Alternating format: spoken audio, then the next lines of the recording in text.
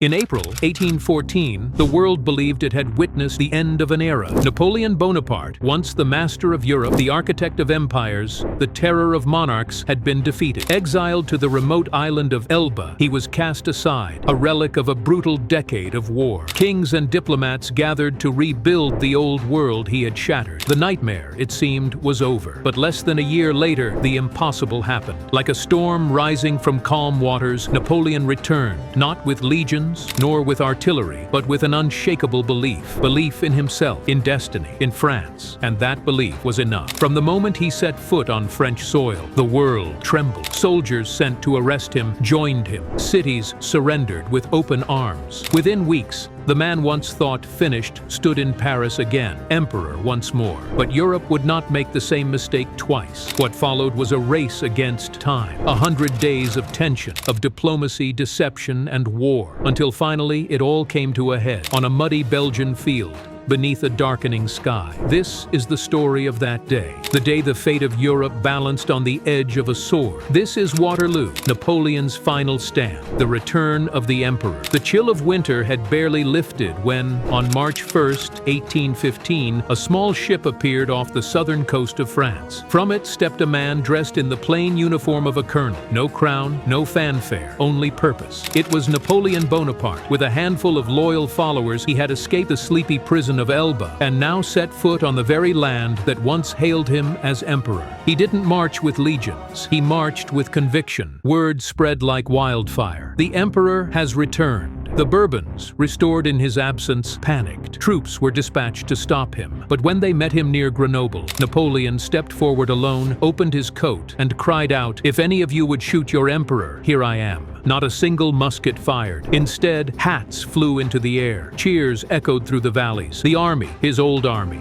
was his once more. Each step northward became a triumph. Cities welcomed him. Generals defected to his side. By the time he reached Paris on March 20th, Louis XVIII had fled, and Napoleon, without firing a shot, had reclaimed his throne. But peace would not follow. The monarchs of Europe, watching from gilded halls, were stunned. The man they had exiled was now a threat once more, and this time they would strike before the gathering storm. Across Europe, the news hit like thunder. Napoleon, the ogre of Corsica, the breaker of empires, had returned. For kings and emperors, there was no time to debate. Action was immediate. From Vienna to London, from Berlin to St. Petersburg, the great powers moved as one. The Seventh Coalition was born. Britain, Prussia, Austria, Russia, and others, bound by a single vow, crushed Napoleon before he could wage war again. Armies stirred to life. In Belgium, two of Napoleon's fiercest adversaries began to assemble their forces. The Duke of Wellington, the British Lion, calm and calculating, commanded an Anglo-Allied army near Brussels. Nearby, the fiery and relentless Marshal Blucher gathered his Prussian troops, hardened from years of war. Together, they numbered over 200,000 men, more than enough, they believed, to stop the emperor once and for all.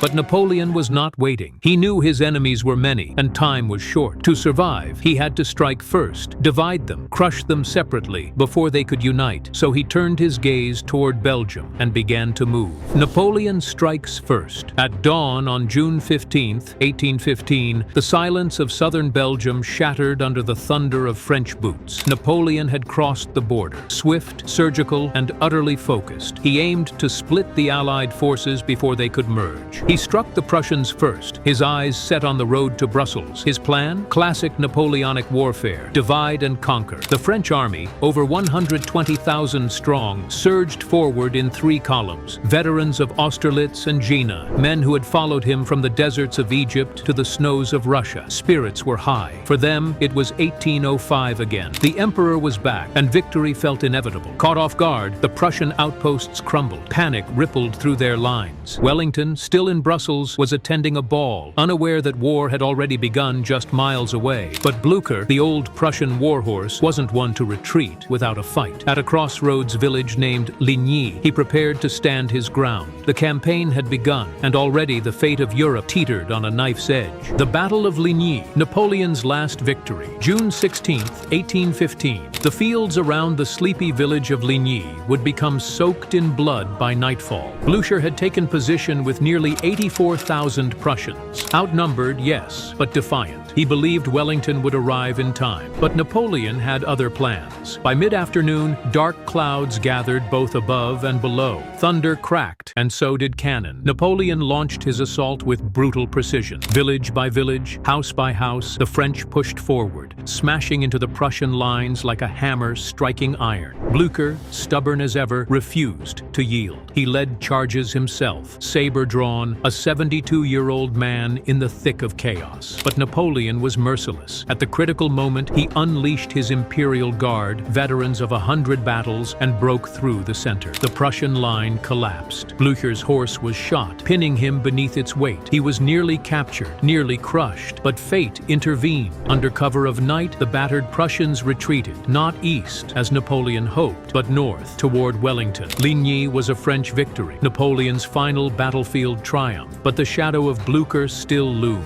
The emperor didn't know it yet, but he hadn't broken the Prussians. The Battle of Quatre Bras, the missing link. June 16, 1815, the same day Ligny erupted in fire and steel. Just 12 miles away, another storm was breaking. The crossroads of Quatre Bras, 4 dusty roads converging in open farmland, held the key to the entire campaign. If Marshal Ney could seize it, he'd sever the link between Wellington and Blücher. Napoleon's plan would snap shut like a trap. Ney, the fiery, bravest of the brave, launched his attack late. His 20,000 men surged forward, red plumes and battle cries against green wheat and cannon smoke. But Wellington, ever the fox, had rushed in reinforcements. Highlanders, Brunswickers, Dutch Belgians, a patchwork army, yet stubborn as stone. The fields ran red, muskets cracked like hailstorms, horses screamed, flags fell and rose again. By evening, Quatre Bras was chaos, a deadly stalemate. Ney had failed to break through. Worse yet, he had no idea Napoleon was locked in a separate battle at Ligny, just hours away. The French wings had not coordinated. The trap had sprung, but missed its prey. For Wellington, it was a narrow escape. For Napoleon, it was a warning. Coordination was fracturing. The day had cost him time, and time in war is a killer. The retreat to Waterloo, a race against time. June 17, 1815. The skies wept and the heavens roared. Rain pounded the Belgian countryside like a funeral drum. Wellington, having held at Quatre Bras by sheer grit, now faced a choice: stand and be encircled, or fall back and fight another day. He chose the latter. The retreat to Waterloo began.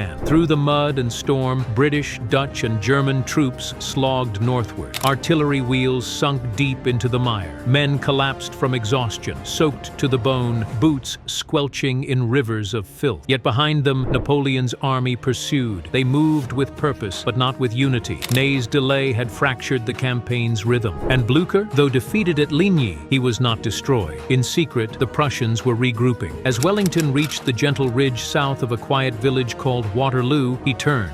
This was where he would make his stand. High ground, narrow front, defensive perfection. He sent word to Blücher: "March to me, or all is lost." By nightfall, the battlefield lay soaked and waiting. Cannons stood idle, bayonets glinted in the stormlight. 2 giants were positioning their pieces. The final confrontation loomed, and with it, the fate of Europe. The night before Waterloo, calm before the tempest night, fell over Waterloo like a shroud. The rain eased, leaving behind a sodden field that stank of wet earth, smoke, and anticipation.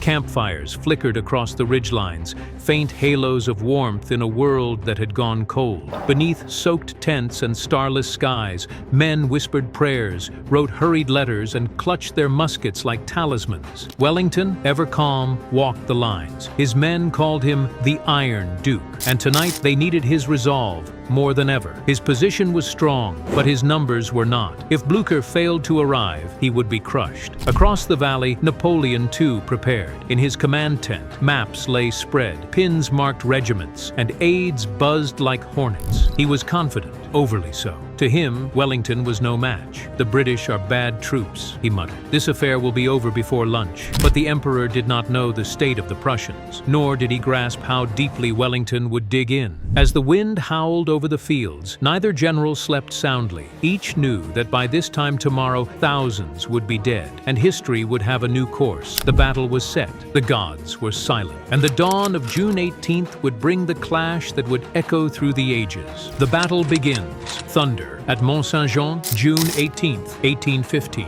Dawn broke over Waterloo with a sky of bruised gray and mist swirling above the soaked ground. The fields of Belgium, once lush with green, were now a muddy graveyard in waiting. At around 11:30 a.m., the first French cannons roared. The ground shook. The Battle of Waterloo had begun. Napoleon's opening move was brutal. A massive artillery barrage followed by the assault on Hougoumont, a walled farmhouse on Wellington's right flank. It was supposed to be a diversion, but it became a battle within a battle. British guards held firm, repelling wave after wave of French attacks. Flames engulfed the gates. Musket smoke choked the air, and yet they did not yield. It was a slaughterhouse, and the French bled for every inch. Then Napoleon unleashed d'Erlon's corps, over 14,000 infantrymen surging forward like a dark tide. They descended upon the Allied center, bayonets gleaming, drums pounding. For a moment, it seemed the ridge would fall, but suddenly, thunder. Not from the sky, but from hooves. British heavy cavalry charged down the slope, the Scots Greys and household cavalry cutting through the French columns with sabers flashing and battle cries echoing.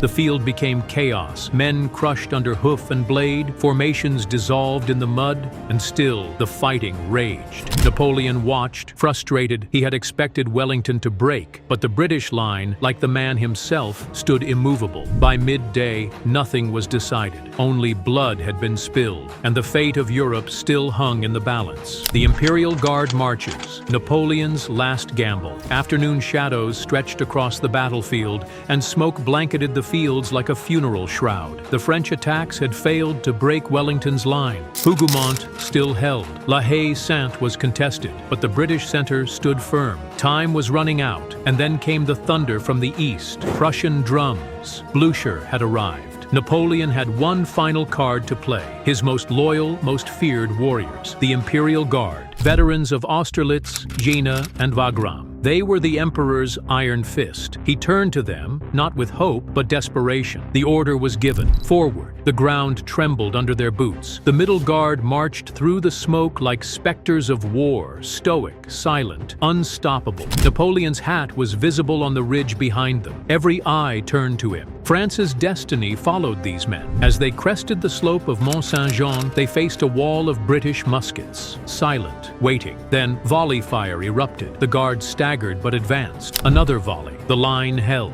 Then, from the flanks, British and Allied troops poured in, encircling the guard in a storm of lead and steel. For the first time in memory, the guard faltered. Then they broke. Panic spread through the French lines like wildfire. Cries of "La Garde recule" echoed across the field. The myth was shattered. Napoleon's army unraveled before his eyes. He had gambled everything and lost. The fall of the Eagle. Aftermath of Waterloo. The battlefield lay in ruin. Dusk settled over Waterloo like a dark veil of mourning. The moans of the wounded mixed with the silence of the fallen. Over 40,000 men, French, British, Prussian, had been killed or wounded in a single day. Horses limped. Cannons stood mute. And in the center of it all, the tricolor of France was nowhere to be seen. Napoleon fled the field. His dreams of empire, of glory, of rewriting Europe lay broken in the mud. In Paris, the news struck like thunder. The people were weary, the generals silent. The politicians turned away. The man who had once been hailed as the savior of France was now a liability. 4 days later, Napoleon abdicated. Again, he tried to escape to America, but the British Navy watched every harbor. With nowhere left to run, he surrendered, choosing not death in battle, but exile in disgrace. The Allies, determined to never face him again, banished him to a remote island, St. Helena, a speck of rock in the South Atlantic, where no army, no loyalists, no hope could reach him. And so, the man who had marched with thunder across Europe, who had crowned himself emperor, who had stood above kings, now stood alone, forgotten, imprisoned, and defeated. The eagle had fallen, echoes of the empire, and so ended the 100 days, a flash of fire before the final smoke. Napoleon, once the master of Europe, was reduced to a prisoner staring out at the endless sea, with only memories for company. But his shadow never left the continent. His laws, his battles, his legend engraved themselves into the bones of Europe. The monarchs restored their thrones, the armies returned home, and the maps were redrawn. But peace would never be the same again, for the world had seen what one man born of revolution, forged in fire and driven by destiny, could do. He was feared, he was admired, he was hated, he was loved, but above all, he was unforgettable. This is Irahive, where history speaks.